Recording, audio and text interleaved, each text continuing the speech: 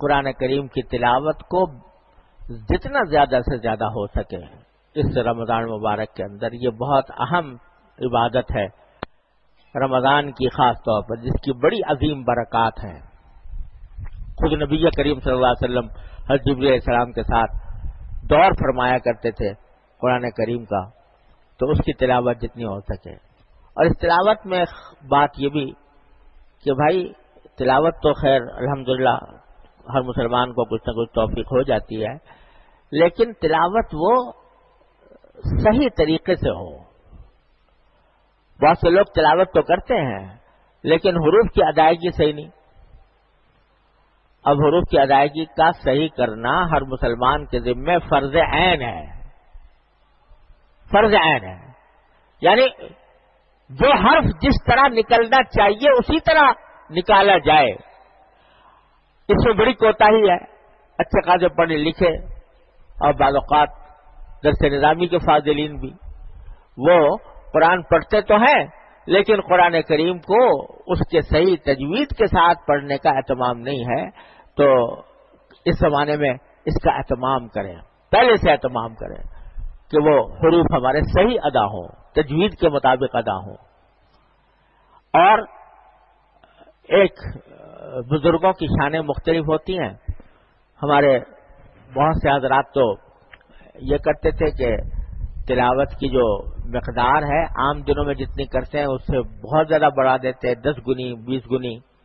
بہت سے وہ ہیں جو قرآن کریم ایک رات ایک قرآن مجید روزانہ ختم کرتے تھے، لیکن بعض بزرگوں کا اور مزاج تھا۔ ہمارے بزرگوں میں حضرت علامہ انور شاہ صاحب کشمیری رحمۃ اللہ علیہ کے حالات میں یہ مذکور ہے کہ وہ تلاوت تو جتنی معمول کی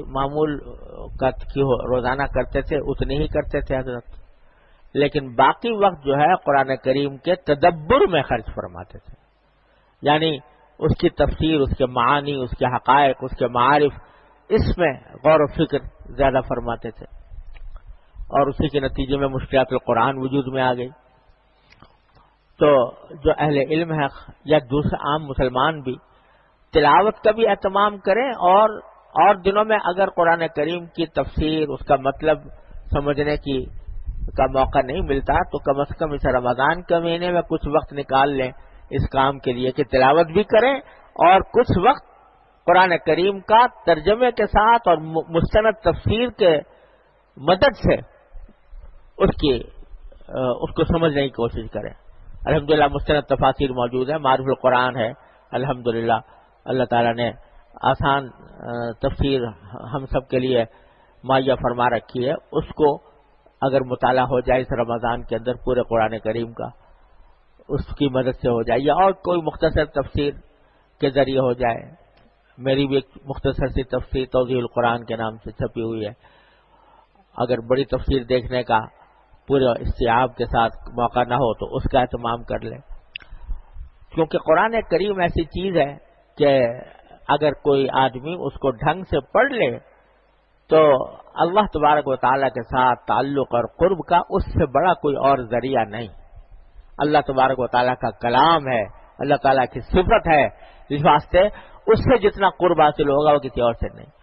تو ان تمام مجموعے کاموں سے اور سب سے بڑھ کر گناہوں سے پرہیز، آنکھوں کی حفاظت، کان کی حفاظت، زبان کی حفاظت، طے کر لیا جائے کہ یہ آنکھ غلط جگہ نہیں اٹھے گی اس مہینے کے اندر،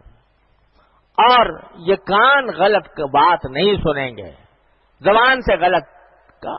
کلمہ نہیں نکلے گا۔ اس اہتمام کے ساتھ پہلے سے تیاری کی جائے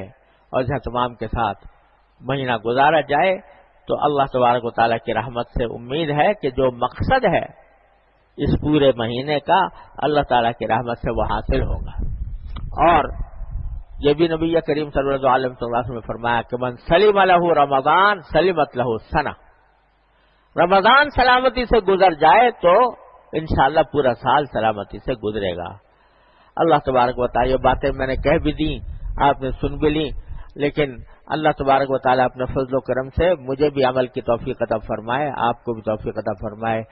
وصلی اللہ تعالی علی خیر خلقہ محمد اللہم صلی علی سیدنا مولانا محمد اللہم لک الحمد حمدا دائما مع دوامک ولک الحمد حمدا خالدا مع خلودک ولك الحمد حمدا لا منتهى له دون مشيتك ولك الحمد حمدا لا يريد قائله إلا رضاك ولك الحمد حمدا عند طرفة كل عين وتنفس كل نفس اللهم لك الحمد زنة عرشك